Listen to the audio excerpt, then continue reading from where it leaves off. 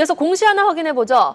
두산그룹 박정원 회장의 여동생입니다. 박혜원 오리콘 부회장이 두산의 주식수를 또 축소를 했다고요?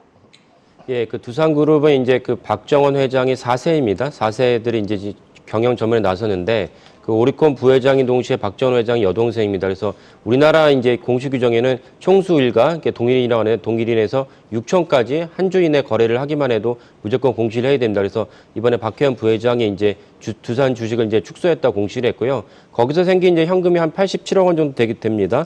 그리고 더불어서 최윤희, 그러니까 박용현 전 회장의 며느리 역시 이제 아까 말씀드린 6천 이내에 포함되기 때문에 지분을 갖다 거래하면 이제 공시를 해야 됩니다. 역시 이분 역시 한 2만 2천 주 정도 매도를 해서 17억 원 정도 마련했습니다. 근데 전체적으로 보면은 두산그룹이 이제 문재인 정부 시절에 좀 안 좋았죠. 그 문재인 정부 시절에 당시에 이제 원전에 대해서 탈원전 압박이 거세지고 또 이제 그 두산그룹의 또 중요 매출처가 이제 중동인데 그 당시도 좀 안 좋았습니다. 그랬다가 이제 최근에 다시 이제 탈원전에서 친원전으로 전 세계적으로 또 원전에 대한 수요가 커지면서 두산그룹의 어떤 수혜가 되고 그다음 아까 말씀드린 대로 사우디를 중심으로 해서 워낙 유가가 높다 보니까 엄청난 인프라가 이제 투자가 되고 있으면서 두산그룹 전체에도 이제 큰 이제 수혜가 되고 있습니다.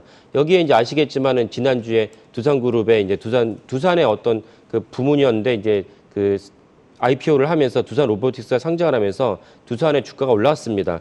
이렇기 때문에 이제 차익 실현을 하지 않을까 싶습니다. 왜냐면 이제 그 아까 말씀드린 두 분은 그 최윤희 씨나 그 다음에 박혜원 그 부회장이나 모두 두산그룹의 어떤 이렇게 거버넌스에 그걸 꼭 참여해야 될 분들은 아닙니다. 그렇기 때문에 일정 이상 주가가 올랐기 때문에 이제 차익 실현했다 보고요. 두산의 주가를 보면 YTD를 보면 이제 모레 그 금요일날 종가 기준입니다. 금요일날 목요일날 계속 주가가 전체 코스피 안 좋지 않았습니까?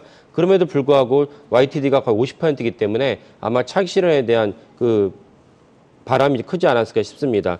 향후 두산을 보면은 아까 말씀드린 대로 그 중동에 대한 경기가 좋기 때문에 중동 경기가 좋으면 두산 에너비티, 두산 바켓이 연달아 재무제표와 단일 재무제표가 반영됩니다. 이 점 역시 두산에게는 긍정적이다 이렇게 보시면 좋겠습니다. 네, 전반적인 두산 소식 한번 짚어봤습니다. 삼성 액티브 자산운용이 암 진단 전문 기업 젠큐릭스의 지분을 확대하면서 신규 대주주로 등재했다라는 내용의 공시가 나왔습니다. 구체적인 배경 짚어주실까요? 예, 삼성 액티브 자산운용 자체가 좀 이렇게 낯선 분들도 계실 텐데요. 그러니까 삼성 자산운용이 100% 보유한 기업이고요. 그래서 삼성 자산운용인데 왜 굳이 삼성 액티브 자산운용이 또 있느냐? 그 사명에서 알다시피 액티브라는 거는 사람이 주도해서 해당 종목을 서치한 다음에 그 주가에 대해서 이제 매수나 매도를 결정한다는 것을 의미합니다. 그러니까 능동적으로 더 이제 하기 때문에 사실은 그 우리가 거기에서 리서치를 더 많이 부여했다 이렇게 보시면 되겠고요.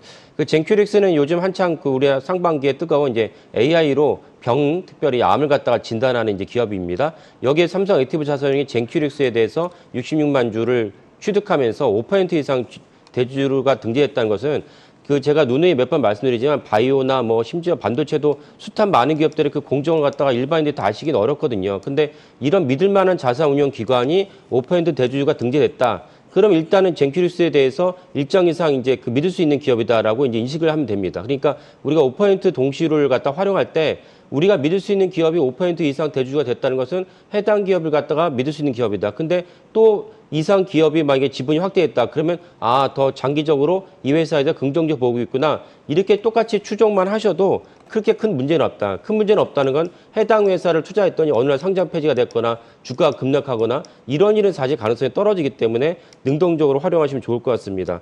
젠큐릭스는 아까 말씀드렸듯이 AI로 이제 암을 진단하는데 예를 들면 이제 유방암 같은 경우도 유방암에 많은 치료제가 나와 있습니다. 나와 있는데 개인용으로 맞춤형으로 정밀하게 치료하지 않으면 오히려 후유증이 크기 때문에 여기를 갖다 보완하는 게 필요하다. 이번에 지난주에 끝난 한국경제신문에서 발표한 그 포럼에서도 젠큐릭스 대표가 나와서 유방암을 갖다 예시로 들었습니다. 그 정도로 이제 유방암을 갖다가 우리가 치료를 해야 되는데 AI가 이제 더불어 같이 가면은 치료 효과가 커진다 이렇게 볼 수가 있습니다. 젠큐릭스의 이런 AI 분장 진단 서비스가 8월 달에는 이제 그 건강보험의 급여로 이제 적용이 됐고 그리고 국립암센터에도 젠큐릭스 제품이 납품이 됐습니다. 이런 것들을 다 종합을 해서 아까 말씀드린 삼성 액티브 자산운용이 5% 이상 대주주로 등재됐다라고 보겠습니다.